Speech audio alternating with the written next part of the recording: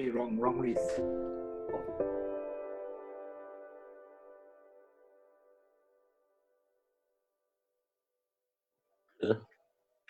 Seorang tu panggil Wan lah, Wan. Yang seorang tu Wan, panggil Wan. Wan. Assalamualaikum. Okey, selamat malam. Waalaikumsalam. Okey, kita jumpa lagi di Ajak Borak, Loko Ajak Borak. Hari ini dah hari ke lupa dah hari ke 30 berapa kita dah lockdown. Banyak. Dah 30 lebih ke? Dah 30 lebih dah. Dah hari 30 aku lupa hari ke 30 berapa. Tapi hari ini merupakan sesi Ajak Borak Loko yang ke-9. Malam ni aku rasa macam hot topics jugalah. Sebab kita akan membincangkan, kita akan borak-borak lah. Tak adalah kenaan dengan satu tajuk, The Rise of YouTube from Cats Video to Global Advertising. Kalau korang masih ingat zaman YouTube mula start dulu kan, video cats ni sangat talking cats kalau tak silap aku, dulu sangat famous lah kan. But benda ni dah berubah, dah berapa tahun I think YouTube started in 2015, betul tak? 2005, sorry. Started in 2005, sekarang dah almost 15 years. And then banyak benda dah berlaku termasuk kat Malaysia. So sebelum aku teruskan lagi, kita nak kenalkan dulu kita punya guest malam ini. Okay. Sebelum tu. Aku nak bagi tahu rancangan kita ataupun sesi Ajak Borak malam ni ditaja oleh Tony Romas Malaysia. Dan kita ada hadiah untuk penonton malam ni, jadi korang kena tengok dari awal sampai habis sebab kita nak bagi satu hadiah bernilai RM150. Voucher Tony Romas untuk korang, okay? So soal jawapan dia ada pada ketiga-tiga orang hari ini. So aku akan bagi satu soalan yang merangkumi 3 jawapan, okay? Dan the best part, Tony Romas pun bagi dekat semua orang, kita punya guest malam ni. Kita ada Kadok, kita ada Riz Williams dan kita ada Adam pun akan dapat juga voucher bernilai RM150. Alright, without further ado, kita nak kenal seorang-seorang. So kita akan kenalkan, kita ada Kadok ataupun nama sebenar beliau Fadil Muhammad Izzah. Assalamualaikum, apa khabar? Waalaikumsalam warahmatullahi wabarakatuh. Okey, makan apa malam ni? Malam ni tak makan lagi, lepas habis ni baru aku makan. Wah, okey. Dan kita ada Mat Saleh cari makan. Kita ada Riz Williams. Makan apa malam ni? Hari ni makan pasta. Macam Mat Saleh dah ni. Aku ingat kau makan pasir. Bukan pasir, pasta. And we have Adam Syamil all the way dekat Kota Kinabalu. Apa khabar? Hello, kabar baik. Oh, baik. Okey, janganlah aku menjerit sangat. So, orang Sabah bagus-bagus baik-baik semua?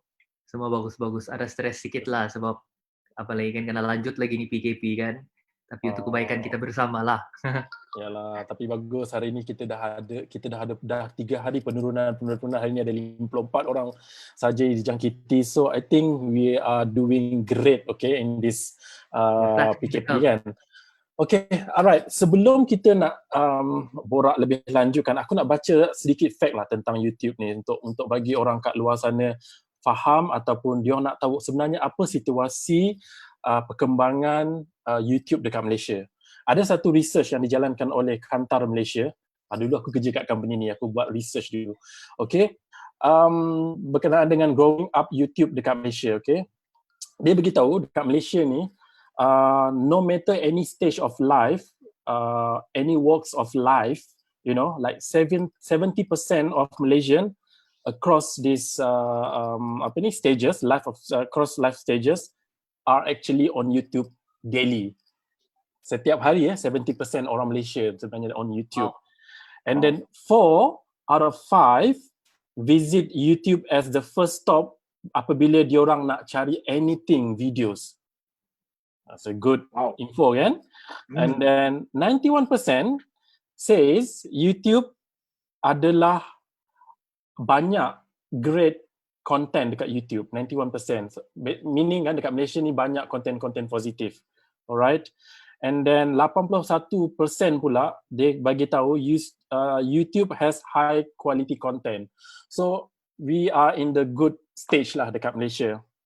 And then Another thing yang very interesting yang saya baca dalam this research, dia kata top watch video and ad categories. Ini sangat penting untuk semua orang, semua kita punya YouTuber hari ni, sebab advertisement adalah salah satu benda yang memainkan peranan dalam untuk mereka terus berkarya sebenarnya. So di situlah punca pendapatan masing-masing kan. So dia bagi tahu single professional, couples with no children and couple with young children antara group atau kategoris yang sebenarnya menonton video-video ni pada setiap hari.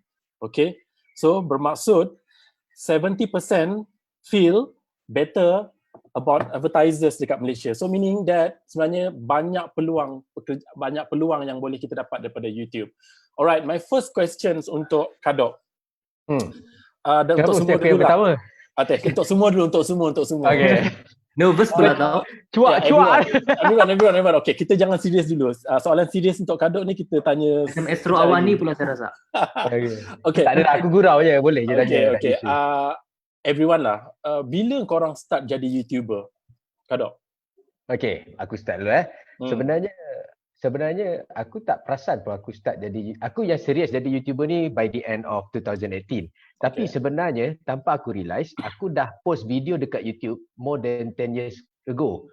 Bila zaman dulu bila kita ambil video, kita tak ada memori yang besar, kita upload video, betul tak? Betul. So surprisingly, aku check balik email daripada YouTube. Mereka pernah hantar 2012 yang menyuruh aku untuk monetizekan video. 2012. Mereka dah suruh aku jadi content creator ataupun YouTube partner program. But being Kadok, I don't check email. So tak peduli lah benda tu. But in 2018, somehow I have financial problem per semua, then I want to venture into this new thing yang aku tahu aku boleh buat, iaitu bercakap kan. So aku try lah YouTube. Sebab aku belajar tak tinggi SPM, nak minta kerja kalau paling-paling orang bagi pun berapa sangat gaji kalau SPM, kalau ikut baseline tu kan, mereka tak akan bagi ke profesionalnya.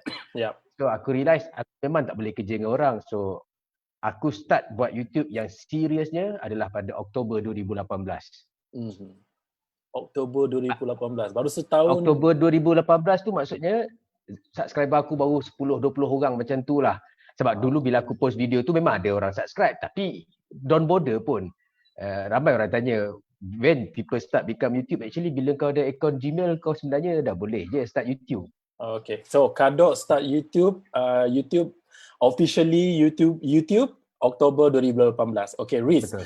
Okay, Riz ni dia ada special sikit sebab dia adalah YouTuber dengan nama Riz William. At the same time, dia sebenarnya juga adalah contributor ataupun part of Destinasi TV. So, both lah.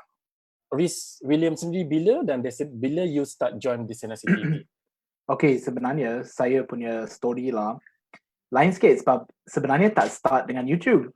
Start dengan Facebook. So apa yang tu boleh kata bila Destinasi TV tu start, saya dengan lagi a few partners, kita come together untuk buat video. Kita tahu kita nak buat digital content, online video, tapi masa tu tak fikir pasal YouTube. Masa tu kami buat Facebook. So kita start dengan Facebook. Lepas tu sebenarnya yang ceritanya, kita orang dah fikirlah, apa kata kita just letak dekat YouTube lah. Kalau orang tengok ke tak apa, kita just letak je, tengok macam mana. So dia start macam bukan plan nak jadi YouTuber. Untuk permulaan, we just put the videos on YouTube to see how it goes. But that was awal 2017. Tapi boleh kata kita orang dah start serious fokus dekat YouTube dekat 2018. Dekat situ kita memang dah fokus dekat YouTube. Jadi terbalik pula, kita fokus dekat YouTube, yang Facebook kita just letak biar je macam tu. So actually yang saya punya YouTube journey memang start dengan Destinasi TV. Yang YouTube sendiri buka nantilah. Tapi memang fokus dekat Destinasi TV tu start 2017, 2018 macam tu lah. Kalau kita nak buat satu official date untuk Destinasi TV start YouTube, bila? Official date. Kalau official date saya cakap February 2017. Sebab walaupun kita tak start YouTube masa tu, di situ bermula perjalanan kami sebagai satu group Destinasi TV. Dan walaupun bukan dekat YouTube tu, semua bermula di situ lah. So boleh kata Februari 2017 lah. Okay. So orang Sabah mula bila? Saya. Okay, kalau saya sebenarnya cerita saya ni lain sikit. Sebenarnya saya sudah mula buat konten. Memang kira dari sejak 2010-2011 tu memang sudah berjinak lah dalam YouTube ni. Tapi masalah dia setiap kali kalau macam saya post video, saya mesti delete video tersebut sebab saya macam tidak puas hati lah. Lepas tu macam bila tengok balik macam cringe pula. Lepas tu saya delete. Tapi yang betul-betul the turning point yang when I really started YouTube was in 2016. How I first started memang sebab dulu sebenarnya saya belajar di Semenyi, University of Nottingham, Malaysia campus untuk 4 tahun. So sebenarnya apa faktor yang membuat saya mula YouTube ni is when I started speaking Malay. Bila saya cakap macam saya cakap Sabah sekarang ni, bila saya cakap Sabah sekarang ni, mesti orang di sana, orang Semenanjung, soalan pertama yang mereka akan tanya saya ialah, oh kamu dari Indonesia? mesti akan ada pertanyaan macam tu. Oh kamu ni dari Indonesia. Lepas tu ada satu time ni yang betul-betul bikin panas lah. Masa tu saya di study room. Lepas tu ada satu lelaki ni dia tarik baju saya. Dia cakap, bulan depan saya mau pergi Bali. Jadi boleh bagi tahu tak tempat-tempat yang best di Bali Indonesia. Jadi every day benda ni terjadi dan sebenarnya benda ni bukan it's relatable amongst everybody. Orang Sabah yang study di KL memang selalu akan mendapat pertanyaan macam ni. So daripada saya buat status, so I decided saya buat video mengenai perkara inilah. Jadi my first video officially was an episode yang saya mulakan yang dipanggil Get It Right. To distinguish, untuk membezakan di antara bahasa Melayu Sabah dan juga bahasa Indonesia. Jadi that was the turning point lah. That was how I first started YouTube lah actually. Yeah, and your video, okay, sebab dia jawab, and your video about Get It Right tu, ada satu video berkenaan dengan orang Sabah Sarawak tinggal atas pokok, kind of like macam ada mix comments kan. Ada orang cakap mana, ada orang Semenanjung cakap macam tu lagi dah, you saja nama. Macam mana you terima keadaan tu? Video tu within one it has a total views of 3 million views across all social media, on Facebook and on YouTube. Itu cerita lama lah. Tapi memang actually ada dua benda. Sebab bila saya buat video tu, saya cakap dalam bahasa Inggeris sebenarnya. Sebab kebanyakan orang Sabah ni, orang yang Sabah lah, dorang suka cakap English, Melayu, campur-campur. Jadi bila saya buat video tu, memang saya memang cakap bahasa English. Tapi dia punya thumbnail tu, kalau cakap clickbait pun tidak juga. Sebab the title Sabah Sarawak tinggal atas pokok, ada icon di sana. Jadi orang yang kurang fasih dalam bahasa Inggeris, dorang especially orang Sarawak terutama ni, based on the comments that I've been receiving, dorang fikir saya ni sebenarnya kasih malu orang Sabah dan Sarawak sebenarnya. Sedangkan message yang saya cuba sampaikan adalah the other way round. Ya, macam tu. Dan saya rasa memang ada banyak lah, memang that video memang controversial gila-gila. Sebab of course bukan semua orang Semenanjung berfikiran macam tu. Tapi ada minority yang at least yang saya jumpa lah bila saya naik taxi, bila saya ada juga beberapa orang di universiti, mesti akan ada pertanyaan macam ni. Dan bukan saya saja yang pernah kena, kawan-kawan saya yang di KK pun mesti, kalau di KL kalau bukan ada satu, mesti ada 2 orang akan tanya. Oh di Sabah ni ada traffic light kah? Ada airport kah? Terasa kadok. Jadi tapi Aku dulu pun macam ada bila aku belajar kat Labuan, aku cakap tak bahasa Sabah ni macam bahasa Indonesia. So aku cakap bahasa Indon je dengan mereka. Macam tu aku fikir. Sebenarnya memang ada beza. Setahun aku tinggal kat Sabah, dekat Labuan tu, dan boleh bezakan lah. Cuma orang yang pertama kali dengar, mendengar bahasa Sabah, dia akan rasa awkward lah. Tapi kita orang Sarawak tak kisah. Sebenarnya orang fikir kita tinggal atas pokok apa semua. Kita bangga sebenarnya. Ada orang Sarawak? Saya orang Sarawak. Saya lahir kat Sarawak. saya membesar di Sarawak apa semua. Actually sebenarnya orang Sarawak tak kisah pun kami tinggal atas pokok kalau orang cakap kami tinggal atas pokok. Sebab sebenarnya kita tahu yang korang jealous kami tinggal atas pokok. Okay, bila kita cakap pasal bahasa ni kan, saya ada soalan dekat Kadok tadi tapi saya pergi dekat Riz dulu. Riz, bila cakap pasal bahasa, Riz sebagai seorang orang England, okay, yes. your mother tongue is English lah, okay. So macam mana pula tiba-tiba kau boleh bercakap dalam bahasa Melayu dan famous pula tu kat Malaysia ni tak boleh jadi? Macam mana tu? Betul. Mungkin dia apa start lah, dia mula sebab minat nak belajar bahasa tu. Sebab saya dah pindah ke Malaysia tahun 2013. So dah dekat 7 tahun. 7 tahun lah. Tak tahu kenapa tiba-tiba tak boleh kira lah dalam 7 tahun lah, ni tahun ke-7 lah. So dah start minat nak belajar dekat situ, tapi bukan ada niat nak jadi famous ke, nak apa tunjuk benda tu sangat, tapi saya just cakap practice itu yang start buat video. Kalau tengok balik video yang pertama saya buat, memang bunyi macam Mat Saleh Baru turun kapal lah punya pelak tu, tapi dekat situ dah start belajar. Tapi mungkin yang tu buat dia unik sikit. Sebab apa? Bukan nak kata buat dan cakap bahasa tu sebab nak benda tu jadi the main focus, tapi dia bagi dia unik sikit. Macam Mat Saleh, so you have your niche. Okay, so sebenarnya kenapa saya tanya bahasa dengan Riz, dan tadi ada berkaitan dengan video yang ada pro and cons, ada dapat banyak pro, negative and comment. Saya nak tanya dengan Kadok sebenarnya soalan ni. So penting ke tak penting benda-benda macam ni dalam untuk kita memastikan video YouTube kita menarik? Okay. Actually semua orang takut kalau kena kecam apa semua Tapi kalau siapa yang nak buat YouTube, by right they should know that the only way you want to make money from YouTube is when there is so. Aku cakap putih pula. Sorry Riz. Tak apa, campur-campur gitu. Riz tak faham tu kalau cakap putih. Riz tak faham. Maaf Riz. Boleh tak translate? Kalau orang nak buat duit dekat YouTube, they have to know ianya bukan berdasarkan berapa jumlah followers kau ada, berapa jumlah subscriber yang kau ada. Betul. Ia adalah berdasarkan berapa jumlah view yang. So bila orang kecam dan kau tengok kecaman itu, especially macam aku akan pin, dan kecaman itu akan berbuah, bertambah.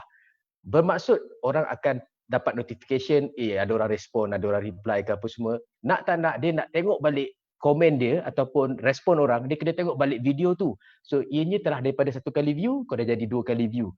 Dan view macam Syamil sampai 3 juta. I bet orang yang sama mungkin tengok video tu lebih daripada 10 kali. Sebenarnya dia bukan tengok video, dia tengok komen. Yet dia tak boleh baca komen selagi dia tak klik video tersebut. Dan setiap kali kalau dia dah jadi YouTube partner program, the more view that you get, the more advertisement, lagi banyak iklan yang masuk, dan kau tak boleh tak tengok iklan itu selagi kau tak, kalau kau tak boleh nak baca komen selagi kau tak boleh stop iklan tu. Especially yang macam skippable ads sekarang kan, dia bagi 5 saat. Benda ni running ataupun walaupun 1 saat lah, iklan tetap ada. So kalau orang yang mata duitan apa semua, sebab tu kalau kita perhatikan YouTuber yang agak famous dekat Malaysia, buat video-video yang membuatkan orang kecam ke apa semua, they still keep doing it even though people kecam. Betul. Sebab apa? Sebab money. It's a revenue process for them. So kalau kita nak jadi YouTuber, kita kena tahulah aku akan dikecam. So kalau kita nak pergi minta kerja mana-mana, jawapan dia dekat situ yang pertama adalah tahan kena maki. Then kau boleh jadi YouTuber. Tahan kena maki. Alright. Tetapi dia ada do and don'ts juga. Dia kena maki ni, kenapa kau kena maki dan kau bukan suka untuk buat konten-konten untuk orang maki kau kan, untuk kau monetize kau punya YouTube. So itu kita akan kembali kepada Kadok lepas ni. Riz, saya nak tanya dengan Riz pula. So Riz sebagai seorang content creator, macam mana Riz nak pastikan konten-konten yang Riz akan buat adalah konten-konten yang akan menarik ramai peminat. Kadang-kadang saya nampak ada juga video-video Riz buat satu makanan, review satu makanan yang orang lain dah review dah pun. So how you go about it? How you want to make sure that your content is different from others? I think setiap orang yang buat konten akan ada style tersendiri lah. Sebab itu satu contoh lah dalam market YouTuber yang buat pasal makanan. Sebenarnya dekat Malaysia ramai. Rasanya antara semua negara dekat dunia, Malaysia paling banyak foodie punya YouTuber. Tapi setiap seorang tu ada style yang berbeza. Dan satu beza dengan YouTube, dengan traditional media seperti TV, radio, traditional media adalah orang boleh tengok bila-bila. So dia boleh tengok video Reels, lepas tu dia boleh tengok video contohlah Padu Babe ke someone else yang buat food. Tapi macam mana nak cari yang what makes it special, sebenarnya dia kena jadi macam sincere dan genuine. Macam kita orang punya style, especially dengan makanan, nak fokus dekat traditional food dan juga nak fokus dekat proses nak masak tu. So bila dah cover semua traditional food yang mainstream, dah kena cari yang unik sikit. Macam contohlah belangkas bakar ke, sup belut ke, macam benda macam tu. Tapi kita nampak orang suka tengok macam tu, so kita lebihkan benda macam tu. So tapi I think everyone has their own style lah. Semua ada style tersendiri. Dan so you have to keep up with the current orang kata news, current trend jugalah untuk dapatkan konten yang menarik. Kalau Adam sendiri macam mana you nak keep up? I know Adam is a bit cheeky sebab dia selalu kacau nenek dia. And then that's something to do with your families kan. I think that captures banyak orang punya orang kata ni perasaan lah ada. Tapi macam mana you boleh start dengan nenek you dan macam mana penerimaan orang dan macam mana you penerimaan nenek you pula macam tu. Actually macam mana nak cakap apa? Actually to be very honest with you, bila saya buat YouTube ni, my main motivation has never been making money. Tidak tahulah, maybe because I'm only a very small YouTuber, itulah maybe saya tidak berfikiran. Sebab actually kalau making money on YouTube ni is very much determined by the number of views that you have on your social media.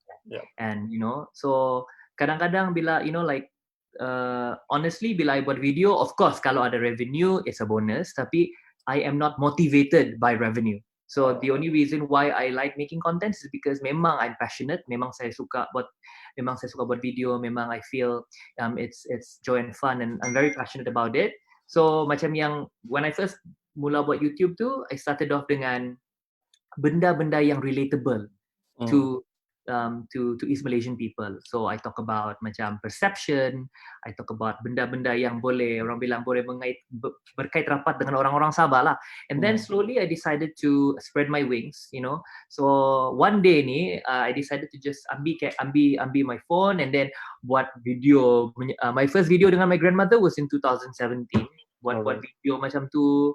Buat video macam tu. And first video yang saya pernah buat, boleh check, okay? First video yang saya pernah buat, saya post di Facebook, it got 1 million views. I think kenapa dia dapat 1 million views is because mungkin konten cucu dengan nenek di Malaysia ni sangat jarang lah kita nampakkan. So it's a very unique content and people enjoy watching the relationship di antara my grandmother dan saya. So I decided that maybe people actually like watching me making contents with my grandmother. Of course akan ada juga minority yang find it very offensive, yang ada orang cakap kurang ajar lah, buat video dengan nenek tidak ada rasa hormat lah. Memang semua tu akan you will be presented with a lot of criticism lah, but that's social media to begin with kan. Dan so when I realized yang a lot of people like watching my grandmother, especially on platforms, so I decided to not just focus on YouTube. So that's why YouTube is my starting point, tapi actually my main platform is actually not on YouTube.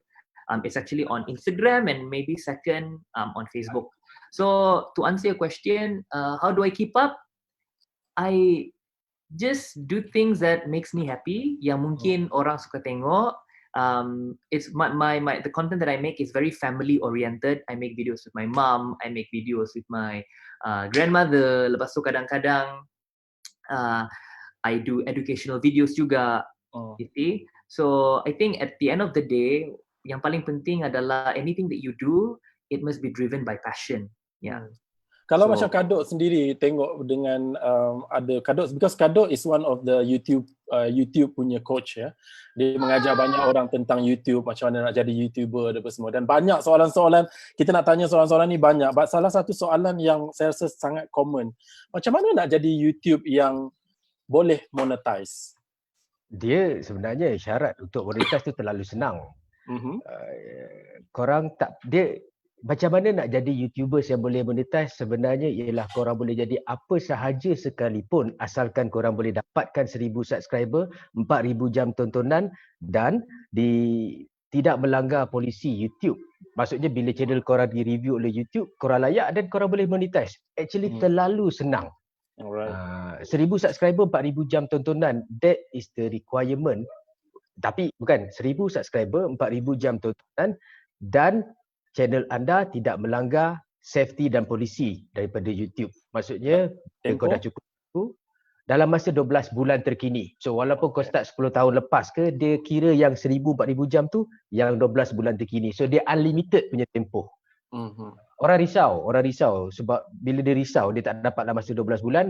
Sebab tu yang ramai nak buat sub post sub lah apa semua. Sedangkan bagi aku in the long run kau tak akan berjaya buat YouTube macam tu sebab eventually and ianya beat the purpose yang kau nak jadi YouTuber yang buat duit sebab by doing that actually kau tak akan boleh buat duit.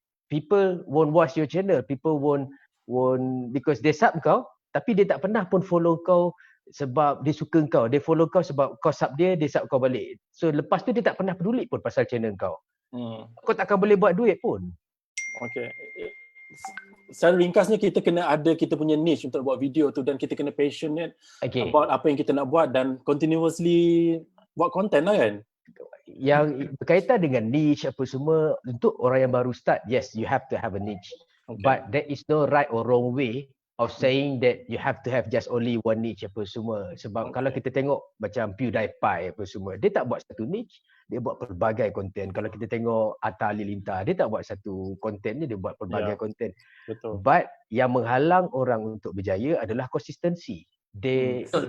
People are easy give up. Apa aku punya bahasa Inggeris kalau ianya terlalu mudah untuk orang give up. So mereka mungkin beli equipment, mereka beli kamera, mereka beli itu, mereka beli ini. Lepas tu mereka buat 1-2 video mereka tak jadi, end up equipment semua masuk dekat dalam carousel ataupun second hand. So aku selalu bagi tahu dekat aku punya participant, kalau nak beli barang jangan beli online yang first hand. Beli yang second hand sebab kat dunia ni ramai orang yang cepat give up. Itu satu tips tu. The things yang diperlukan untuk jadi content creator selain daripada kau kena ada niche ke apa semua, sebenarnya komitmen. Yes. Komitmen. The being of willing to do whatever it takes to be successful. Tak kisahlah pun sebenarnya YouTube ke apa ke. So kalau kau tak berjaya buat satu video, kau buat second video, third video. Dan sesuatu pasal kehidupan ianya umpama roda kan. Mungkin mula-mula kau buat ianya berhasil, mungkin dia tak berhasil, but kau tak boleh give up. Itu je sebenarnya. Sebab tu sejak YouTube ni dilancarkan, YouTube has changed the way we watch video and consume content sebenarnya. And the YouTube punya fenomena ni nampaknya tak akan merudum, dia semakin naik. Dan ini sebenarnya menarik perhatian lah ramai orang. Kadang-kadang orang semua nak tanya cerita nak jadi apa? Nak jadi YouTuber. Budak-budak sekarang ni nak jadi apa? Nak jadi YouTuber. Sebab tarikan pendapatan yang menarik tu yang menarik tu yang membuat orang nak jadi YouTuber. So ada soalan daripada kita punya viewers, Firdaus Zain tanya, adakah allowance YouTube bagi lebih dari kita kerja dengan company atau orang? Adakah ia menjamin masa depan atau ianya hanya sementara? Mungkin Riz boleh jawab dulu. Kita bagi guru YouTube jawab last sekali. Inilah soalan panas ni dan mesti soalan semua orang nak tahu jawapan kan. Berapa kita dapat dari YouTube dan adakah itu cukup untuk ganti kita punya full time salary lah. Macam Kadok cakap tadi kan, it's all about views. So kalau boleh dapat berjuta views setiap bulan, duit daripada YouTube is not bad lah. It's not macam masuk beli kereta baru lepas sebulan, tapi it's good compare dengan salary. Tapi untuk dapat berjuta views setiap bulan bukan sesuatu yang mudah dan dia bukan sesuatu yang cepat. Kita kena maybe for 1 year kena buat video consistent, setiap video dapat 5 ke 10 ribu views baru dia akan jadi berjuta sebulan. So soalannya, yes, duit daripada YouTube boleh jadi cukup untuk ganti full time punya kerja, tapi kerja tu akan jadi lebih daripada full time kerja. Kalau kita kerja dekat office, kita masuk pukul 9, keluar pukul 5, dapat hujung bulan gaji. Kalau YouTube, kita kena sentiasa kerja tu untuk dapat gaji yang sama. Sebab itu passion penting lah. Passion tu kena ada dan kena konsisten. Tapi hakikatnya, the harsh truth is nak dapatkan duit yang macam tu daripada YouTube memang bukan satu yang mudah. Dia memang take time, take a lot of energy. Macam kami di Desnas TV, walaupun orang tengok Reese macam seorang, kami ada full team. Ada 3 partner, ada 3 full time staff. So bila ambil duit pada YouTube tu, nak pecah dalam 6 orang, memang tak adalah banyak sangat. Bukan macam kita semua masuk. Tapi maybe kalau seorang boleh buat, memang ada passion, memang boleh dapat berjuta views setiap bulan, it's a good income dekat situ lah. Tapi bukan satu proses yang mudah lah untuk dapat. Okay, kita tanya pula orang yang dia tak kisah sebenarnya pasal duit ni sebab dia mula dengan nak buat konten menarik je. Lepas tu duit dia bertimbun datang kan. So Adam, you macam mana pula?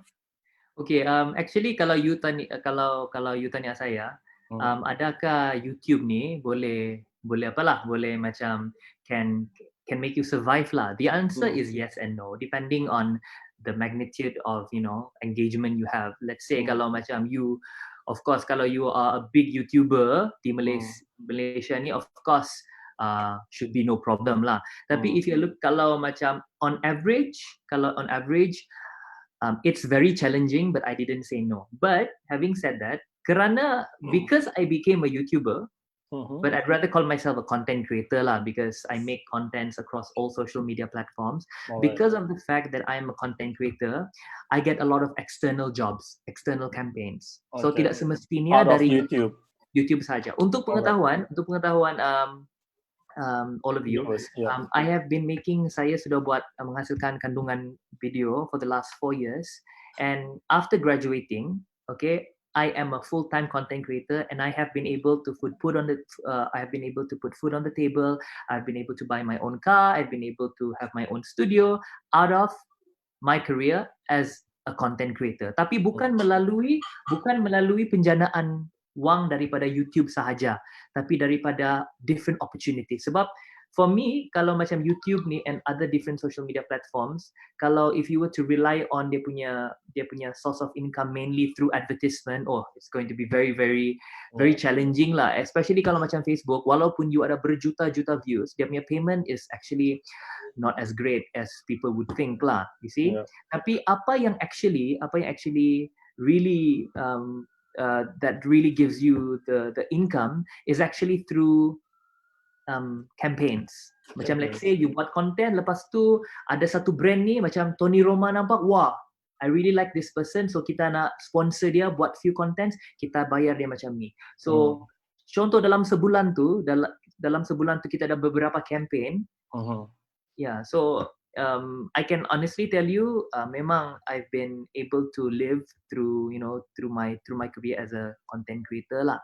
So as long as you have to work very hard, and you have to be passionate, and you have macam Karlok cakap tadi, you need to have commitment. Sebab no matter how good you are, no matter how great you are, if you are not consistent, if you do not have the commitment, it's going to be very difficult. Because it's very important to one of the reason kenapa we need to have commitment and we need to be consistent is so that we will be able to maintain relevance. Supaya kita relevant di dalam industri ni. Kalau kita buat konten sekali dalam 3 bulan, orang pun susah kita punya discoverability tu. Okay, Kadok mungkin nak tambah? Betul apa yang Adam Syamil cakap. Yang orang ingat bila kau jadi YouTuber, kau dapat income daripada YouTube semata-mata. Well, I start with YouTube and I earn from YouTube semata-mata dahulu. Sampai ke satu tahap bila mana orang start, bila view kau bertambah, obviously people start to like you and people start to offer you a lot of things. Okay. Letak tepi sebab Syamil dah cerita pasal income yang luar daripada apa yang YouTube bayar. Macam dia cakap tadi, FB punya income pun tak sebesar YouTube walaupun juta-juta view. Tapi boleh generate income. So sekarang ni sebagai content creator kau boleh earn both dekat YouTube dengan Facebook. So income juga daripada bayaran kau dapat daripada YouTube dan Facebook. Aku start YouTube aku cakap bulan Oktober. Pada kali pertama aku monetize. Lepas 3 bulan, so aku start daripada kosong. Lepas 3 bulan aku terus dapat status monetization tu tadi, maksudnya dah boleh jadi YouTube pada program. Dan aku buat seorang, Riz, aku buat seorang. So menjawab soalan dia tadi, boleh tak kau survive? Aku dapat 3,000 bulan pertama. So kalau aku kerja kat luar sekalipun, aku bukan akan dapat 3,000, tapi kerja dia adalah masuk pukul 5, masuk pukul 9, habis pukul 5 every day. Tapi YouTube sebenarnya untuk buat konten yang 10 minit atau 3 minit hanya memerlukan kau pergi shoot apa-apa kat luar sana 4-5 minit, 10 minit, setengah jam. Then kau balik rumah kau edit. Depend, bergantung kepada cara edit apa semua lah. Depend kepada style masing-masing apa semua. Macam aku buat simple editing apa semua. Dan aku pernah dapat sehingga 14,000 sebulan hanya dengan post content. Tapi janganlah cakap, senangnya dia buat YouTube dapat 14,000.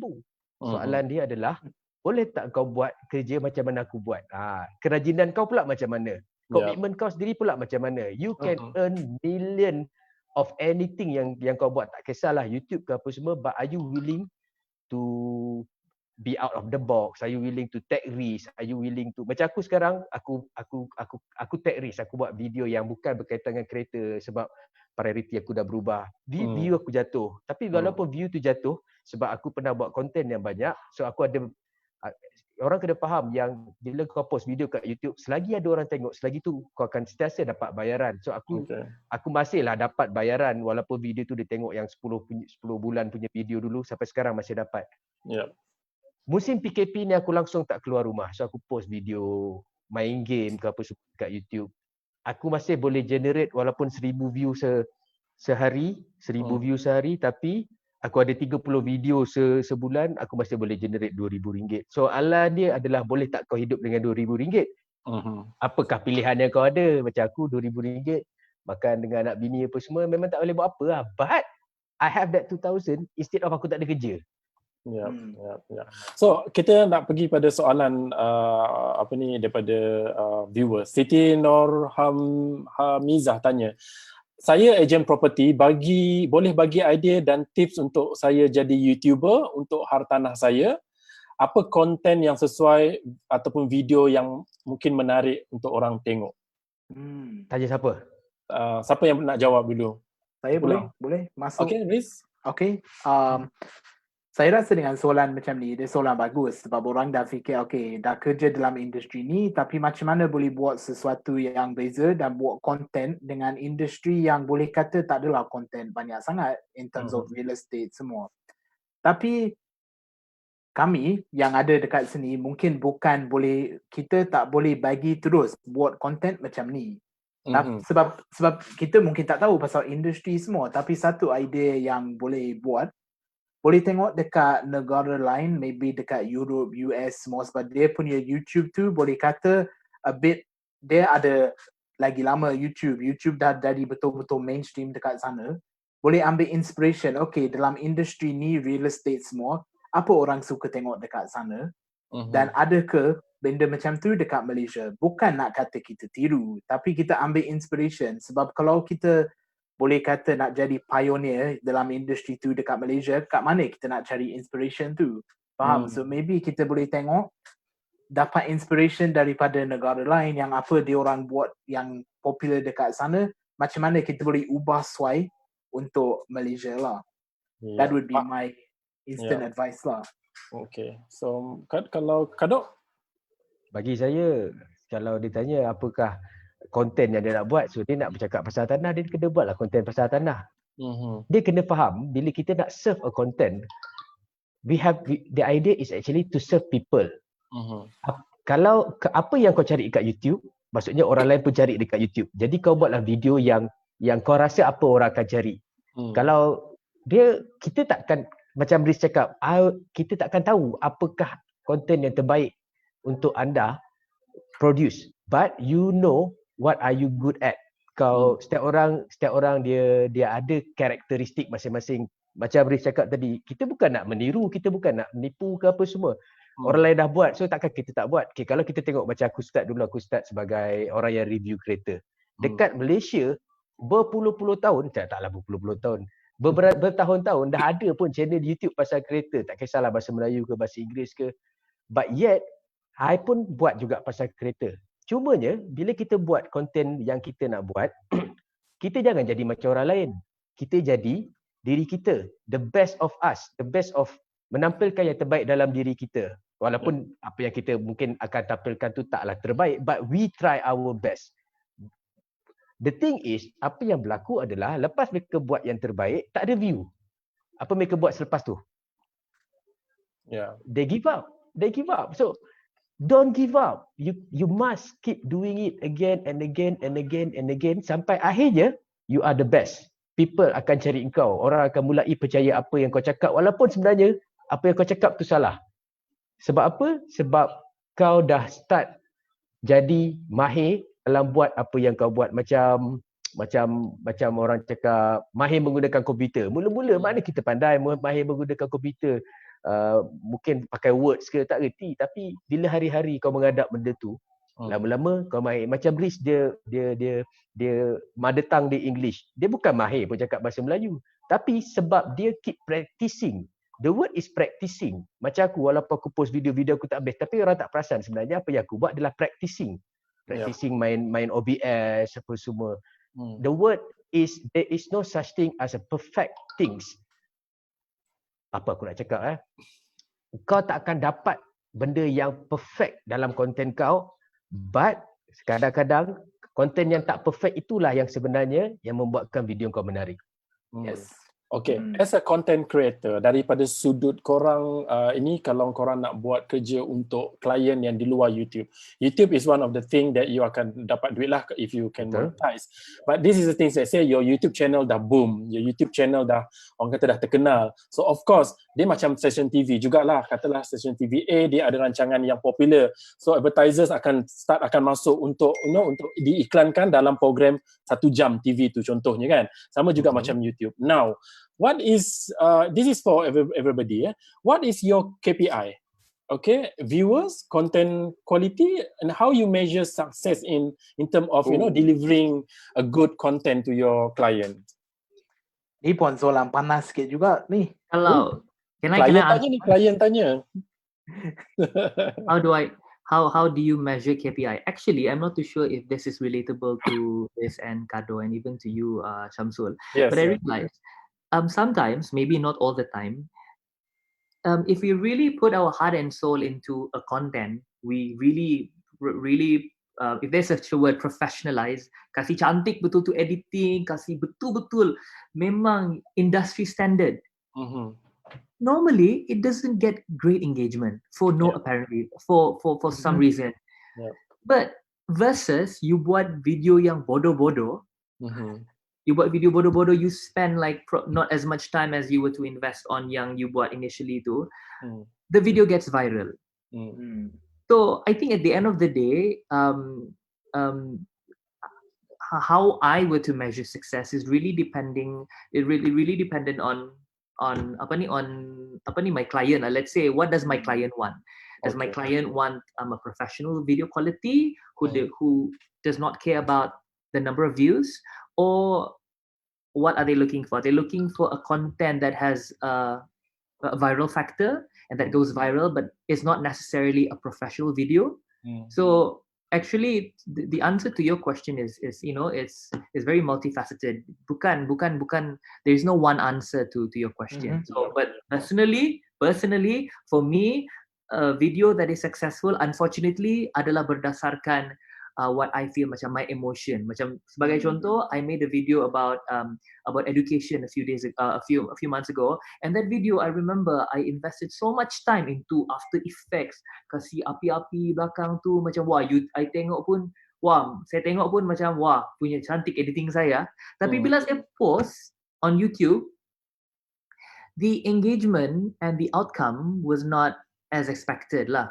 So I got a bit disappointed. I'm not going to lie. People will say, Allah, the reason why I do video is because like I'm passionate about it, so I have so much fun. But let's not lie to ourselves. Let's say kalau the number of views is not encouraging. Kalau macam it's only like if you to normally get 10, 30, 40, 80,000, 100,000 views on a single video in general, and then suddenly this specific video you amass like 1,000 views in 2 weeks.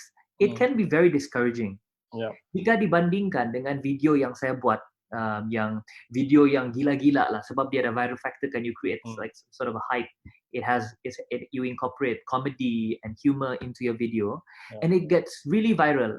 I find that successful. So that's how I measure. But at least on a personal capacity, that's how I measure my success by the numbers that I manage to obtain from that one particular video. Yeah, I think in other words that you have to re-advise your client. Let's say diorang engage you because dia nampak your viewers is banyak, your viewers is they can orang nak tengok dia punya content dalam your content. But at the end of the day, sometimes the client doesn't understand.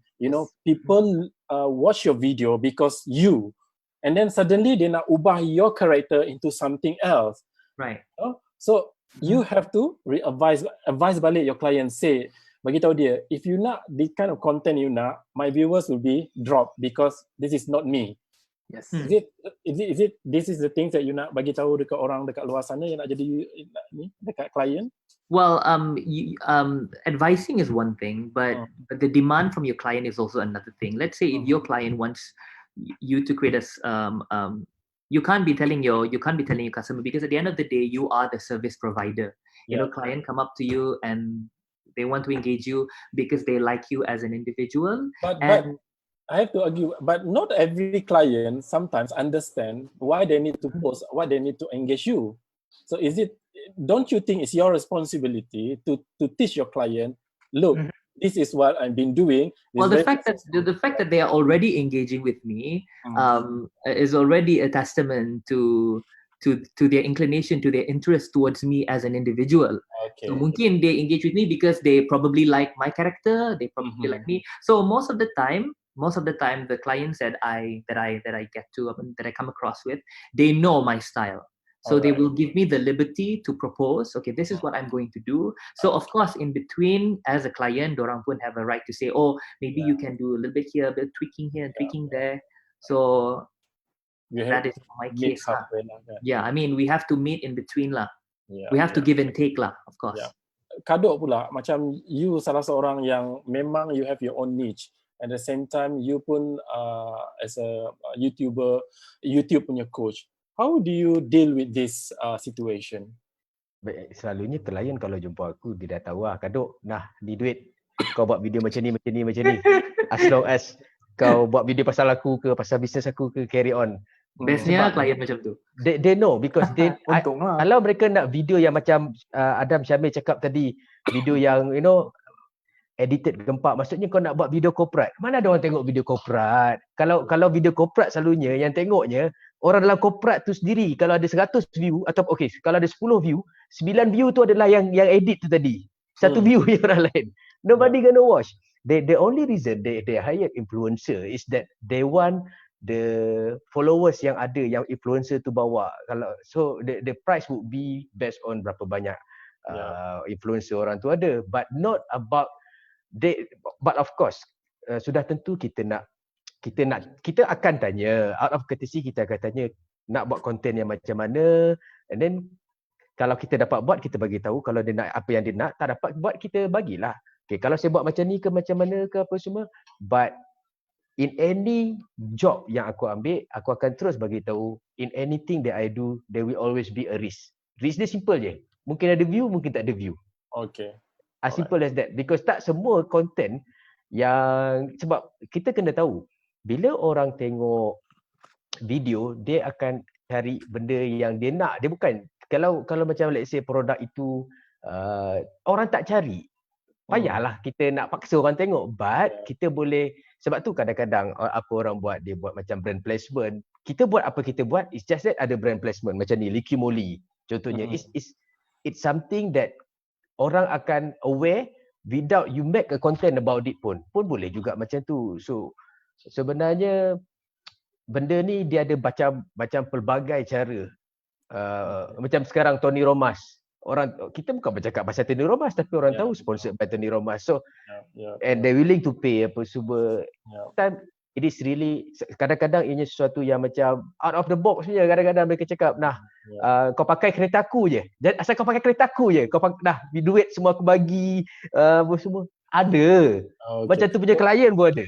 Ya, dia berbeza lah daripada satu klien ke satu klien ikut dia punya kehendak lah. Okay, ada soalan berkenaan dengan algorithm YouTube. Does YouTube algorithm change often? And have you figure out the algorithm? Ini dia kata kalau rahsia ceritalah sikit-sikit macam tu. Okay. Tak ada rahsia. Silakan Riz. Okay. Ni sebenarnya satu soalan yang kalau bukan soalan pasal revenue, mesti soalan pasal algorithm orang tanya. Tapi senang nak cerita pasal algorithm sebab apa? Tahun lepas kami di Desnas TV kami pergi VidCon dekat Melbourne. VidCon ni macam semua content creator dari satu dunia pergi ke satu conference. Dekat situ ada orang tanya soalan yang sama. Tanya direct dekat orang YouTube. What is the algorithm? How do I work with the algorithm? Macam mana video saya algorithm tak pick up? Dan jawapan dia bagi sebenarnya macam ni.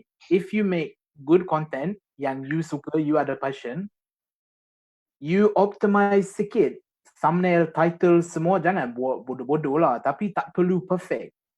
Tapi biar je that algorithm akan jumpa. Kalau orang tengok, dia share semua.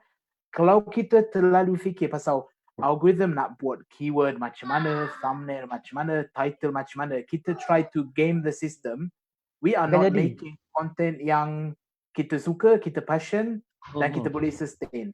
Kita sebenarnya kena fokus dekat content yang kita suka dengan style yang kita sendiri.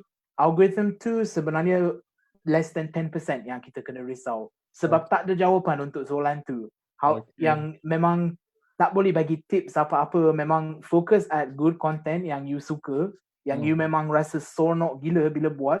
Algorithm tu nanti 10% kita top up. Tapi selagi kau tak buat benda dekat bawah tu, jangan risau pasal algorithm. Memang tak not worth it lah.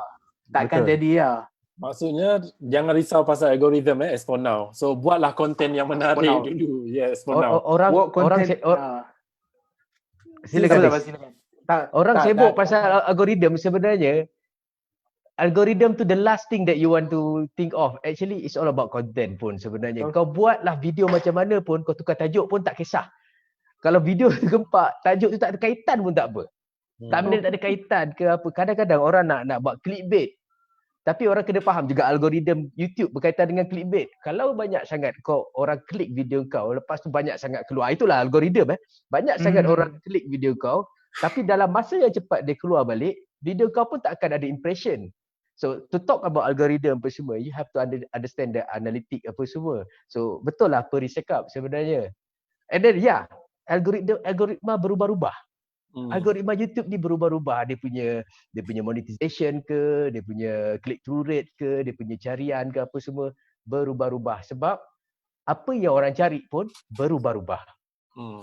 Kalau saya betul-betul bersetuju dengan Kadok dan juga Riz. Okay? Tiada yang saya tidak setuju, tapi mungkin ada penambahan di sana lah. Okay. If you want to talk about algorithm, I don't really talk about algorithm, but I always talk about relatability.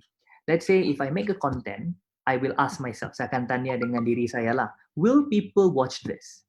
If I just started YouTube, and if I were to come up with a content that, with the title of 10 things about me, who are you for people to want to know? You're not interesting. So I think it's this is on a different perspective lah. I mean, if you are talking about winning the algorithm, which translates to a better engagement, higher views, I think number one is you have to build yourself. You need to have a social media presence dahulu. So by coming up with videos macam 10 things about me, 10 things you do not know about me, ataupun benda-benda yang macam tu, yang people may not find interesting, lain lah kalau kau klik ke MK ke orang mau tahu kan. So you don't even have to think about algorithm anymore because you are already interesting to begin with. So people want to know about you. So kalau you buat content, you mesti fikir, will people want to watch this? Will people be interested to wanting to watch a video? Itu pertama. And then kedua mungkin juga it's I don't know, correct me if I'm wrong, it's also the keyword that you use for your title. Sometimes if you have really long title, sometimes YouTube, I do not know how it works in a certain way, it doesn't pop out your video on the recommendation list because it's just probably too long, probably very uninteresting. Tapi let's say kalau dia punya title is more catchy, and then if you pandai penetrate the macam benda-benda yang viral, trending sekarang ni, itu mungkin boleh meningkatkan peluang for your video to be discovered lah through keyword search. And of course, you need to be able to ask yourself, if I were to post this video, will I watch it? Yeah, macam tu. Okay, alright, very interesting answer. So, as a YouTuber kan, what do you think the hardest thing will be about becoming a YouTuber? Consistency. Okay. Internet connection. Okay. Riz? Internet connection. No internet connection, no content. Kalau di Sabah, itu sebenarnya boleh menjadi cabaran juga tuh. Kalau macam saya tahu ada banyak orang di Sabah, especially yang tinggal di pedalaman. Ini memang cerita benar. Okay, yang ada really bad internet connection. They may have the passion, tapi because the internet kan betul-betul is giving them problems. Slow lah mau upload satu video, mau tunggu 2 tahun. Exaggerating. It's just an expression. Tapi itulah, because of that kan sometimes it demotivates you to to create a content because of the fact that you don't have internet connection. And macam saya cakap tadi, it's also the consistency lah. Sometimes you know like you may be driven tapi you're not consistent, because if consistency is actually the recipe to success. I think it applies not just on YouTube but in anything and everything that you do. Consistency is key. All right, Riz, anything to add? I think Adam summed it up quite nicely lah, to be honest. Consistency. Consistency is key. Apa-apa pun kita nak buat dalam dunia ni, kalau kita nak berjaya, tengok lain internet Riz. Lain internet kau problem Riz. Ulang balik. Ulang balik. Data dah nak habis lah ni. Dapat 1 gig satu hari je. Tapi basically dalam in a short story lah, Adam dah sum up really nice lah. Kita kena consistent. Consistency tu penting, dan juga consistent dengan bersabar lah, patient. Sebab kita buat macam mana pun, benda ni takkan berbuah cepat. Kalau kita nak tanam pokok, kita kena tunggu pokok tu jadi besar lah. Sama juga, kita kena konsisten dan bersabar lah. Sabar the keyword here tonight. Sabar, consistency. Apa soalan kau tadi mula-mula? Aku dah lupa. Soalan aku, the hardest thing, you know, benda yang paling susah sekali nak jadi YouTuber ni apa dia? Macam tu. Okay, yang susah dekat Malaysia aku bagi tahu apa dia. Okay. Nak dapat subscriber. Orang Malaysia dia kedekut gila nak tekan button subscribe tu.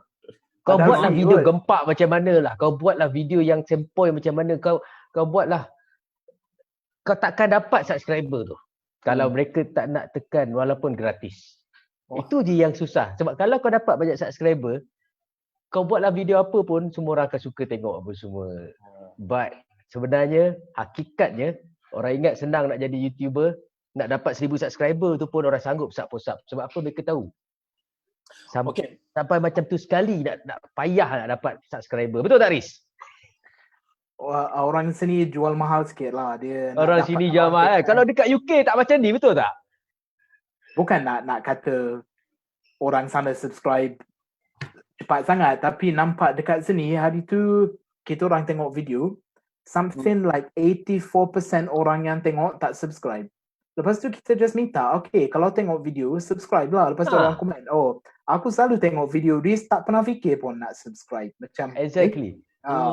Nak dapatkan orang subscribe tu mungkin so maksud Bukan orang tak nak subscribe ni. Orang tak tahu subscribe tu adalah satu benda yang penting sebenarnya. So we have to do more awareness on subscribe. Correct. Saya Mungkin rasa video tu penting lah. Saya rasa mungkin bukan Luki lah. Mungkin they're just very unconscious about subscribing lah. Sebab for us, when we make content, we are hopeful that people are going to subscribe our channel kan. Right. Tapi kalau macam viewer tu, dorang tidak tahu pun yang you want to be subscribed. For them, they watch your video, Yang ni aku kena cut. Itu bullshit. Okay, bullshit. Sorry my word lah. Bullshit. It is impossible untuk orang tidak tahu kepentingan tekan subscribe, because I believe each and every one of the content creator akan buat subscribe guys, subscribe tu gratis. Aku siap buat lagu subscribe lagi. People put so much effort untuk subscribe. Macam Riz cakap tadi, because we have analytic.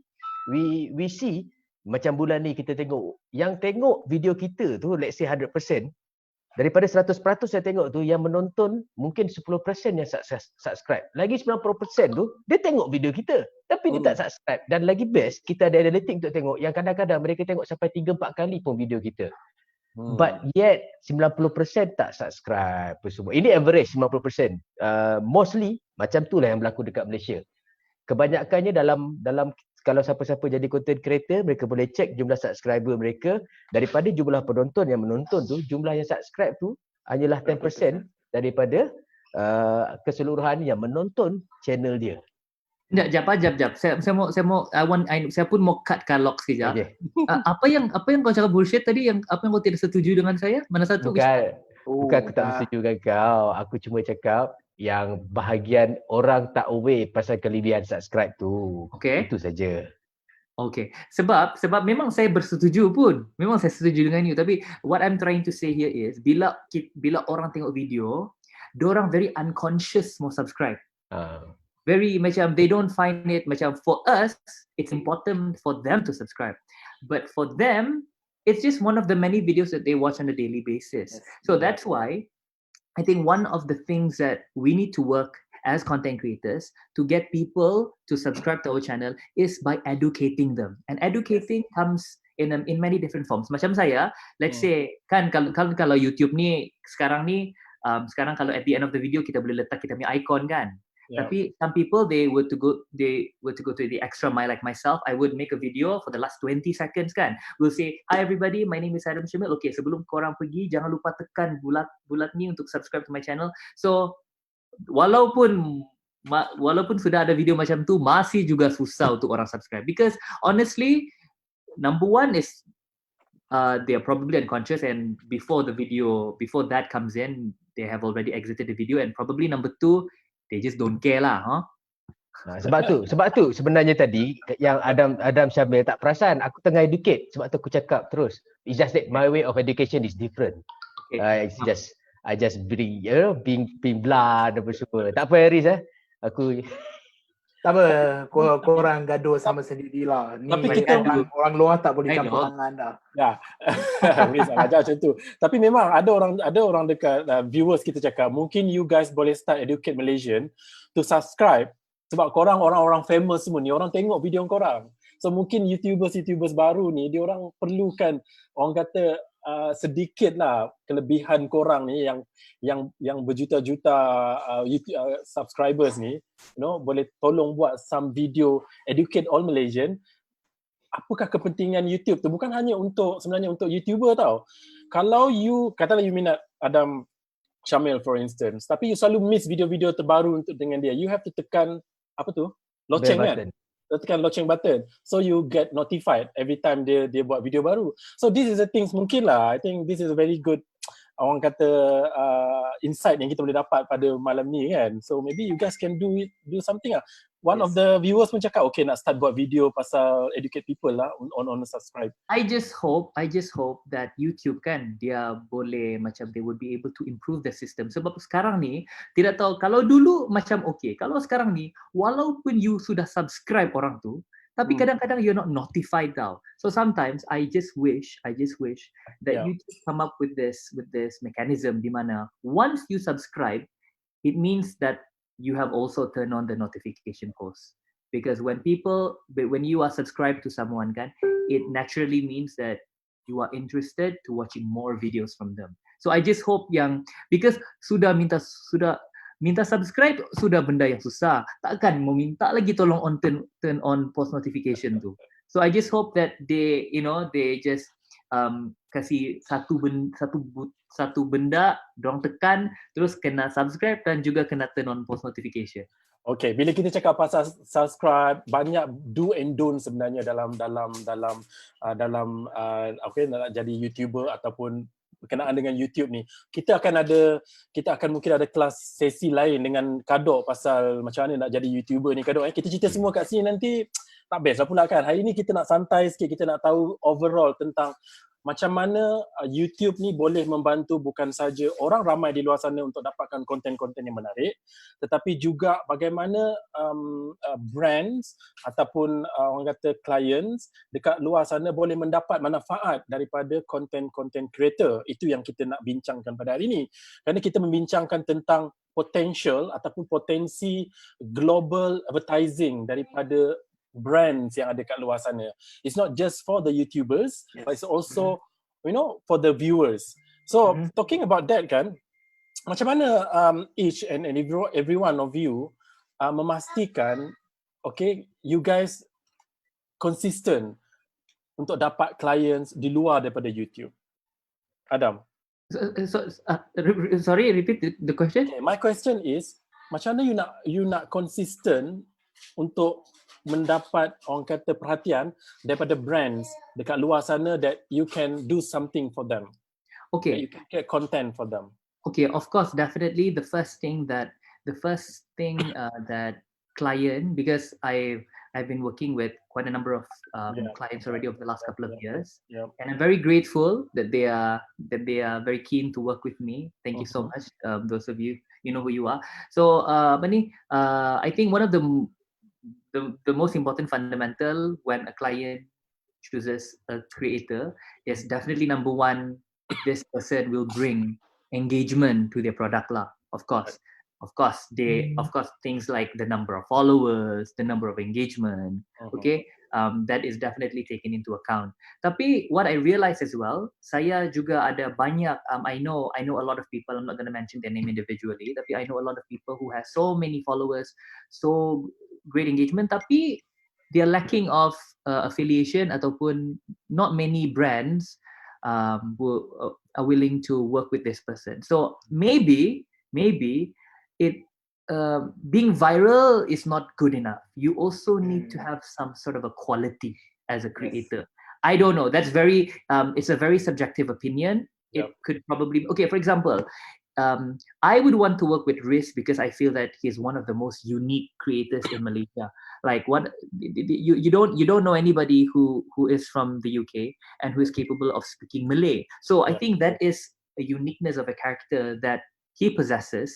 Orang pun macam, wow, this person has he has like an individuality and a uniqueness in him. I think it would be very interesting to work with this person. So I think most importantly, you need to be different. And you need to find that individuality in you. So macam Riz, he because of his hard work and determination in wanting to be able to speak our national language, you see where he is today. So I think macam even myself, I need to be able to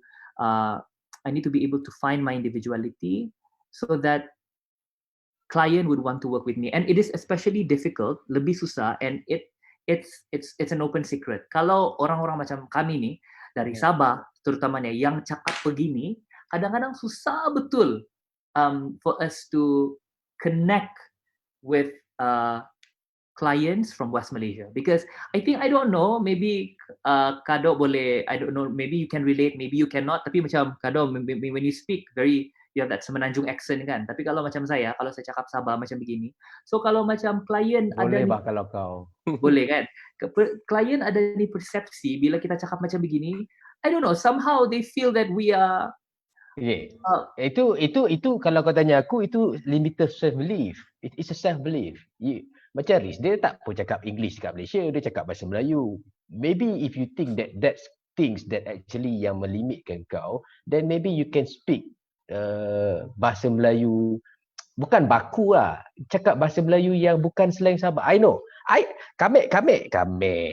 Mun aku mau kelakar Sarawak, aku pun boleh kelakar Sarawak. But I do know, if I speak Melayu Sarawak, siapa yang boleh faham aku, siapa yang suka ke ataupun depend. I think it's not the matter of, maybe what I said was maybe driven by perception, what people think about me, but also it's probably because of the lack of understanding macam mana kita cakap kan. Kalau macam saya cakap begini terlalu laju, beginilah saya cakap kalau Sabah kan. Mungkin orang kurang faham, jadi kerana orang kurang faham, mungkin diorang rasa a little bit disconnected. Sebab tu tadi saya maksudkan, betul. Cuba orang cakap masuk kandang lembu, kita makan lembu, masuk kandang kambing, kita makan kambing. So kita assimilate lah, kita adapt. Macam Riz, dia datang Malaysia, dia cakap Melayu.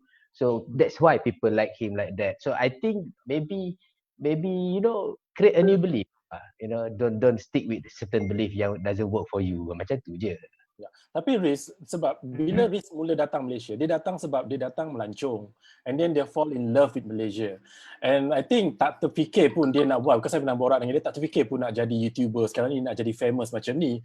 And then but when your passion tu dan you punya kesukaan tu tiba-tiba membuatkan you menjadi seorang yang terkenal, how you actually orang kata menjadikan itu sebagai satu batu loncatan untuk you menjadi lebih terkenal? It's not, macam mana cakap, bukan terkenal dengan kata nama yang tak baik, tapi macam mana you nak gunakan popularity yang you ada tu untuk you membuat apa yang you buat sekarang ni? Betul. I think soalan tu jawapan boleh menjadi panjang lah. Tapi secara ringkas lah, kita kena, mungkin dia semua bermula dengan niat kan. Kalau niat nak, contohlah, aku tengok kalau Mak Saleh cakap Melayu, memang akan pergi, so aku nak pergi sana, aku nak cakap tu, aku nak buat bisnes, aku nak macam tu. Niat tu bukan baik lah, dia macam nampak macam nak take advantage ke apa. Tapi untuk saya memang tak ada plan nak buat video, memang tak ada plan pun nak jadi macam ni. So ada passion, especially bab makan, bab video ada passion dekat situ. Tapi bila dah buat sebab passion dan nampak, especially kami di Desnas TV yang ada partner semua, kita nampak sebenarnya ada opportunity dekat sini. Kita orang boleh ikut passion kita, tapi kita boleh grow dan nanti boleh jadi business macam tu. Tapi sebab passion tu dia macam makin kembang, makin grow, tapi dia maintain sebab ada passion, memang suka apa buat dekat situ. Tak pernah rancang pun, tak pernah plan nak ikut jalan macam ni lah. Memang tak pernah fikir pun. Ya. Macam Kadok sendiri, kita dah 1 jam lebih ni, kita mungkin ada 15 minit lagi untuk kita wrap up. Tapi sebelum tu, macam Kadok sendiri, daripada seorang pembaca berita, Syamil, Adam, this is why dia punya suara dia sedap, kau dengar, dia bekas pembaca berita. So, daripada seorang bekas pembaca berita, you famous dekat situ and then menjadi seorang YouTuber. Aku nak kena betulkan belief itu juga. Belief, okay. Itu yang aku nak tanya. Belief orang tu, sebab orang kata kau gunakan populariti kau sebagai seorang pembaca berita tu, dia mudah. Perjalanan sebagai seorang YouTuber tu memudahkan. Well, belief, betul tak betul? Belief is just a belief. It's not a fact. Alright. Aku baca berita 10 tahun. 10 tahun tak ada orang pernah peduli pun pasal aku. Nobody knows. Adam pun tak tahu aku baca berita. Betul tak, Adam? Means people don't subscribe me because I'm a newscaster. No. I believe people don't subscribe me because I'm a newscaster. I believe people subscribe because they just, macam Adam cakap tadi, relatable. Mereka boleh, engage with you. Then, macam nak cakap the word? Ada banyak artis dekat luar sana. Kalau kita tengok YouTube mereka pun tak ada pun banyak followers. Ada orang jadi YouTube, dia jadi artis. So, ianya terlalu banyak possibilities dan terlalu banyak probability pun sebenarnya. In this world, actually, tak kisahlah dalam karya apa kau buat, you decide actually kau nak buat macam mana. Are you willing to do whatever it takes? Adakah kau committed untuk jadi YouTuber yang terkenal ke? But orang lain mungkin tidak plan untuk buat duit dengan YouTube. But I set my goal actually. If I want to do this, the reason is because I want to generate money. Alright. I want to generate money to support my family. So I will do whatever it takes, So intention orang berbeza-beza. So you want to become content creator because of what? Adakah nak popular? Ada orang jadi content creator tak popular pun. Ada orang popular pun tak buat duit pun. Macam Adam cakap, because of certain content tu tak menarik, bukannya ads friendly apa semua. So dia punya cabang tu terlalu besar, terlalu banyak. But if you willing to explore more apa semua, cuba tengok macam Riz cakap tadilah, cuba buat benda yang kau suka dulu. Something that you passion about first. And then from there, people yang mungkin ada passion yang sama, dia jadikan kau sebagai dia punya key opinion leader. Then from there, kau akan ada confident. Bila kau ada confident, dunia mana pun kau boleh takluk. Okay. Alright, sebelum kita last words daripada semua orang ni, aku nak cakap dengan korang, aku nak bagi soalan untuk mendapatkan satu voucher makanan daripada Tony Romas bernilai RM150. Korang kena tanya soalan, aku kena tanya soalan ni dan korang kena jawab. Sekejap, mana soalan ni tadi? Soalannya, boleh tak dia buat delivery lepas call ni? Lapar lah. PKP pukul 7 dah tak boleh deliver dah. Aduh. Okay, soalan dia, bilakah setiap orang, maksudnya Kadok, Adam dan Riz kita ambil Destinasi TV, mula join YouTube? Okay, saya nak soalan ini dijawab. Jawapannya ada 3 untuk menang satu hadiah. Soalannya adalah, bilakah Kadok, Adam dan Riz ataupun Destinasi TV mula secara rasmi di YouTube channel. Alright. Itu yang kita dah buat daripada awal tadi kan, mula-mula tadi. Okay, I think kita dah bercakap lebih daripada 1.5 jam. Saya janji korang 1 jam je. Okay, mungkin kalau kita nak berdiskusi berkenaan dengan YouTube ni takkan habis. Lebih-lebih lagi setiap orang ada kelebihan masing-masing. Okay. Mungkin sebelum korang bagi kata-kata akhir, mungkin daripada sudut soalan terakhir, daripada sudut macam mana YouTuber ni nak engage ataupun nak bagi satu kepastian kepada klien dekat luar sana to mempromosikan produk-produk diorang ataupun mempromosikan apa sahaja yang mereka, their services through your channel. Okay. Alright. Adam? Riz dulu lah. Siapa dulu? Okay, this is ini apa? Jual diri. Why? Because I seen a few clients is in our one of our viewers, a few of them, from maksudnya kita kena jual diri kita. Yeah, why? Ingat kita nak bagi advice. Kalau nak jual diri kita, boleh lah ni. Okay, macam soalan yang lebih tepat. Okay, soalan yang lebih tepat aku senang macam ni lah. Give us 3 reasons anyone should subscribe to your channel dan should engage you. Why should you engage you? Okay. Adam, Kadok, silakan. Aku tak pandai jual diri. Riz dulu. Riz dulu. 3 je, aku tak bagi banyak. Aku bagi 3 je. Kenapa kita as a client, as a brand kena engage dengan korang? Okay, so aku start lah. 3 ni fokus dekat client lah. Kita assume client, hi semua, saya Riz dari Destinasi TV. Terima kasih setia bersama kami malam ni. Jangan lupa Tony Romas voucher akan ada sekejap lagi. Okay, so kita fokus dekat client lah. 3 reason why. Satu, mungkin macam kami di Destinasi TV dah bukan yang buat YouTube lama, tapi banyak video yang apa yang tadi kita discuss pasal do we just follow the client ataupun kita cakap dekat client. Satu benda yang kami buat, kami takkan buat apa-apa video, apa-apa projek yang kami tahu audience tak suka. So we make content dan collaboration dengan client. Kami sebenarnya advise dia, this works for our audience, this doesn't. Dan we're quite strict dekat situ. So itu satu yang rasanya kita faham audience. Lepas tu lagi satu, kelebihan YouTube bukan yang dengan TV. Contohlah, setiap hari Sabtu pukul 9 malam ada satu slot. So kau kena pilih kau nak channel apa. Dengan YouTube tak perlu pilih nak YouTuber apa, nak siapa, boleh ambil semua sebab dia bukan competition lah. Sebab setiap satu ada kelebihan masing-masing. Lepas tu apa yang ketiga tu? Aku rupanya pun tak pandai jual diri jugalah. Tapi dapat lah Riz. 2 point cukup. Aku cuba. Okay, alright. Good point, Riz. Very, very good point. Thank you, Riz. Kalau saya, kenapa orang kena subscribe saya? Sebenarnya subscribe tu menentukan income. Tetapi sebagai seorang YouTuber, orang kena tahu yang kita ada goal. Goal saya adalah dapatkan gold plate button. So untuk dapat gold plate button tu, saya kena ada 1 juta subscriber. Itu je. Tolonglah payung subscribe nak dapat gold plate button tu.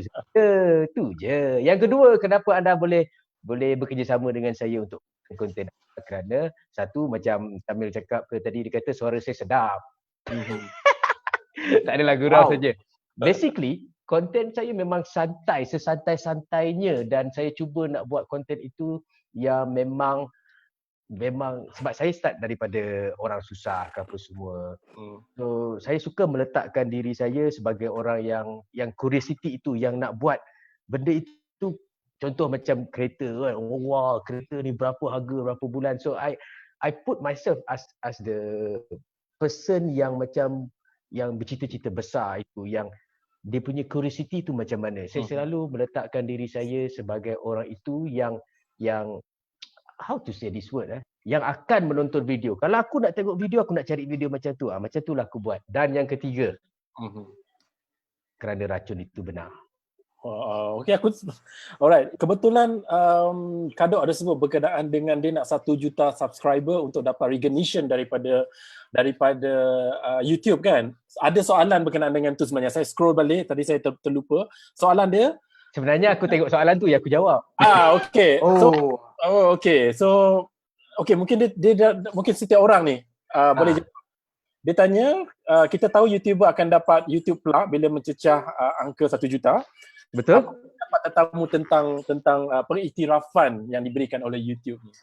Penting, tak penting, atau apa saja pendapat korang lah? So macam saya dah dapat silver play button. It's a proof where that macam it is possible. Saya tak pernah sangka pun saya akan dapat 100,000. Untuk dapat silver play button kau kena ada 100,000. Dan tak sangka pun ada 100,000 nak follow. Jadi kita kena, apa orang cakap, mempunyai cita-cita itu yang macam kalau 100,000 tak mustahil, 1 juta pun tak mustahil. Itu recognition ni sebenarnya sekadar, apa orang cakap, kepuasan diri lah dalam apa yang kita buat, selain daripada macam mana nak cakap memang lahiriah dalam hidup manusia. Tipulah kalau kau tak mengejar recognition. Ianya macam kau nak dihargai, kau nak hargai, appreciate, diiktiraf. So ianya sekadar sendiri punya, apa orang cakap, self acknowledgement tau sebenarnya. So Adam, lagi 30,000 tu tak banyak, sikit lagi. So subscribe Adam Syamil. Jangan lupa subscribe. Ada soalan kan untuk saya? Tidak kan? Tak. Soalan yang sama lah. Soalan yang sama sebab orang tanya, pentingkah pengiktirafan ataupun penghargaan daripada YouTube ni buat kamu? Saya rasa pengiktirafan tu to begin with will give a lot of encouragement to us as a content creator lah. Macam when we are being recognized and when we are being acknowledged, kita berasa lebih motivated and driven to do the things that we do. Not that we always want to be appreciated, no, of course not. But once in a while, being recognized and being acknowledged by YouTube, is a good feeling. And because of that good feeling, it makes you want to do more. Yeah. Riz? Saya baru belajar satu perkataan baru malam ni. Apa? Iktirafkan. Apa tu? Iktirafan. Okay. Nanti tulis lah. Okay. Tapi satu yang dengan recognition daripada YouTube ni, bagi Riz lah, dia penting sebab dia dah tunjuk sesiapa boleh dapat. Dia bukan macam contohlah kalau kita nak menang Oscar ke apa award lain, kita dah tahu that is quite hard untuk kita macam sesiapa kita untuk dapatkan. Tapi YouTube, sesiapa boleh buat content dekat YouTube dan sesiapa boleh dapat 100,000, 1 juta, apa 10 juta. It's not impossible, sesiapa boleh dapat benda tu. So dia sebenarnya, walaupun mungkin kalau kita baru buka channel ada 2 subscriber, dia nampak jauh sangat. Tapi kita dah tahu, kita boleh dapat. There's no limit untuk kita daripada background mana, negara mana, bangsa apa, kita semua boleh dapat benda tu. It's a level playing field, sesiapa boleh dapat. Saya rasa kalau I feel also if you are being recognized by YouTube, it gives you the credibility. You become more credible in a way. People see, people go to your office and they see that silver play button, or they say, wow. Sedikit fakta berkaitan dengan plug tu tadi Dekat Malaysia, based on last YouTube festival yang berlangsung, dekat Malaysia yang dapat silver play button ni baru 400 orang. Untuk gold button sahaja, last time yang kita pergi tu dah 36 orang. Mungkin dah tambah, tapi yang as far as I know, masih sikit lagi benda ni dekat Malaysia. So marilah kita memperbanyakkan lagi rakyat Malaysia yang mendapat silver button, gold play button. That's why korang kena subscribe. Ni Syamsul, aku nak bagi tahu kau. Ada orang komen jawapan tapi bukan dekat kau punya FB page, dia komen dekat aku punya page. Macam mana tu? Kita akan check pukul berapa dia komen tu. Kita boleh check pukul berapa. Kita akan cross posting. Kita akan tengok semua kita tengok pukul berapa. So that's why I cannot announce yet siapa yang menang. I see. Kita akan announce just nak bagi mereka tahu pun semualah. Yeah. It's to be fair. Okay, I think Adam belum jawab tadi soalan yang terakhir because we skip soalan dia kalau kamu masih ingat. Give us 3 reason why. Betul. We need to engage with you. I mean the clients. Let's say I'm a client. Why? Aduh, macam puji diri sendiri pula ni tau. Itu apalah. You have to promote yourself, kita tinggal atas pokok. Okay ya. Kalau kita meeting atas pokok, so very unique. Tidak main saja. Tiga sebab. Maybe also because I've been doing this for 4 years now. So saya sudah macam boleh lah. I've already learned selok belok content creation ni. So for me last time when I first started, honestly, I was very much driven. Ini when it comes to job, okay? I was very much driven. Yes. I was very much driven to money. Client datang, okay, money, okay. But right now, for me, money is secondary. Number one is definitely quality content. So if any client were to work with me in the future, for me, my priority is to ensure that we get to deliver the content that you desire. So I think that's one of the things, and it's not just going to be about like money. For me, if I can macam achieve your request, if I can meet to your requirement, I will do it. But if I cannot, even though the payment is a lot of money, if I don't think I'm capable of doing it, I won't take the job. So that is it is very evidential how much I do not prioritize money as my main objective lah, you see. So yeah, that's number one. Probably number two. Number one, okay. Number one tu dah cukup padu dah tu. Itulah pasal. Okay, number two. Number two. Though we are only reaching 80,000 subscribers on YouTube, tidak banyak, sikit saja. But the reason for that is because we are equally strong on all different social media platforms. All right. So we are strong on Facebook. We have over 200,000 people following us on Facebook. We have over 125,000 on Instagram. So if you want to talk about across digital platform, then probably I have an advantage di sana lah. Yeah. But if you're only looking merely on YouTube, tidak berapa lah, boleh pergi kado lah. Tak ada. Saya dekat FB page pun 200. Apa lepas bukan. Aku nak bagi tahu satu je kepada orang yang nak panggil kita untuk beriklan. Sorry Iris, aku potong sikit. Sorry Adam, sorry Syamsul. Go ahead. Okay. Here's the thing. Orang selalu mungkin dekat Malaysia mereka buat macam ni lah, dekat content creator. Bajet aku ciput lah, bajet aku semua ciput. Aku cakap korang macam ni lah. Korang nak berniaga, kami pun nak berniaga. So kalau korang nak buat keuntungan terhadap perniagaan korang apa semua, of course korang kena invest kan. So kenalah ada bajet. Sebab macam Riz cakap tadi, staff dia 4-5-6 orang. Aku pun ada staff, dah lah ada staff, aku pun ada anak bini nak bagi makan apa semua. So obviously kalau job tu macam murah sangat, bukan kita ni sombong, tidak. Lagi baiklah kita duduk rumah jaga anak.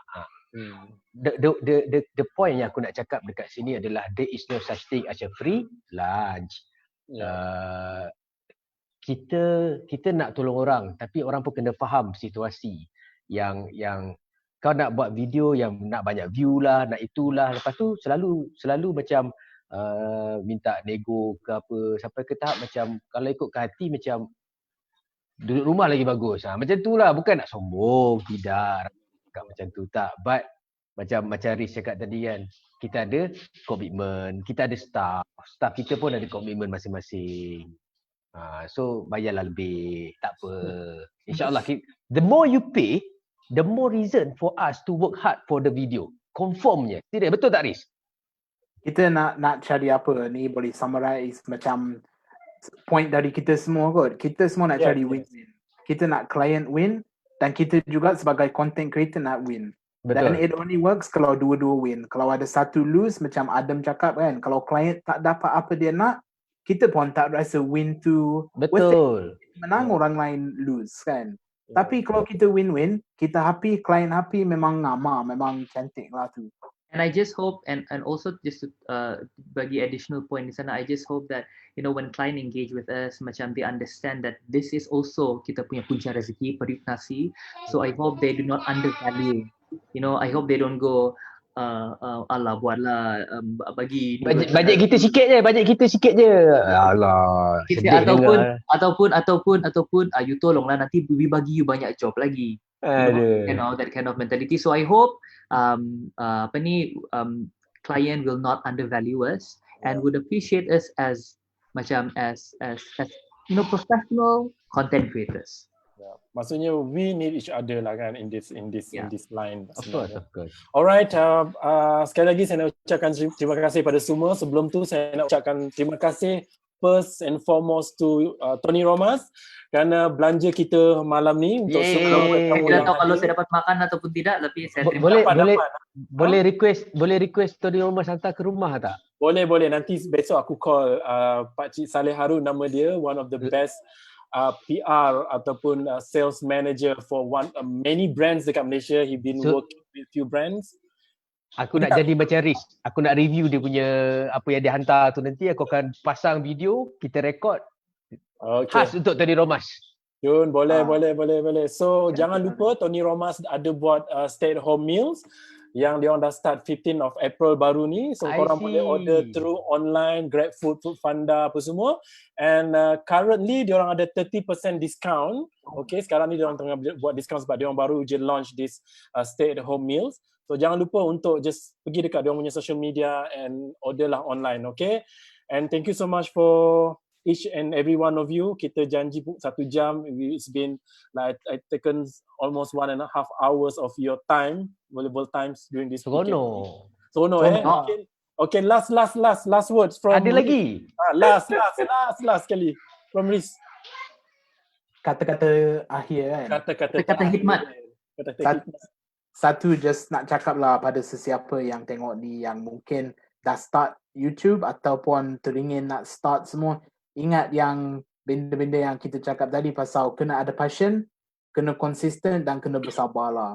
InsyaAllah boleh jadi. Tapi you kena konsisten, you kena betul-betul ada passion, boleh jadilah tu. Jangan putus asa lah, don't give up. Sebab opportunity ada untuk semua lah. Dan juga terima kasih semua yang sanggup tengok kita malam-malam ni. Kita borak-borak, share-share sikit, seronok lah, memang seronok. Sebab YouTube kita ni sebenarnya, especially dekat Malaysia, kita sebagai community lah. We are not each other's competition, we are each other's friends. So dapat gabung macam ni, sembang memang seronok lah. So terima kasih semua yang tengok dan juga terima kasih kepada Roku untuk jemput lah. Okay, kita akan jemput lagi nanti. InsyaAllah boleh. Okay, Kado. Terima kasih kepada Loko. Hari ini dapat berkenalan dengan Riz, dapat berkenalan dengan Syamil. Thank you to you guys. Harap tak ada yang berkecil hati ke apa semua. Saya just cakap Cakap benda yang benar, senang. saya tak tahulah benar ke tak benar. Saya minta maaf lah. Ianya mengecikkan hati, dan juga kepada penonton apa semua. Thank you for watching. Saya rasa rendah diri sebab diberi peluang ini apa semua. Thank you so much. Alright, Adam. Terima kasih juga kepada Loko for having me. Really appreciate. Thank you so much for involving me into this discussion. Memang it's an honor to be able to Riz dan juga Kado dan juga Syamsul dan juga Ridzuan who's offline right now. And maybe and probably my final message to people, and they always ask me, when is the best time to start YouTube? So my answer to that is there isn't a proper timing that is considered to be the best time, because if you wait for the best moment, okay, it will never happen. So my advice is seize every opportunity and make them great. Yeah. Yes. Aku ada jawapan yang tu untuk Adam Syamil kalau orang tanya. Lain kali orang tanya soalan tu, aku selalu bagi tahu dalam kelas. Bila paling masa sesuai? Bila video dah siap. Riz nak tambah lagi atas tu. Tambah lagi. Kita bagi kau punya nasihat malam ni. The best time is now. Kan? Wah.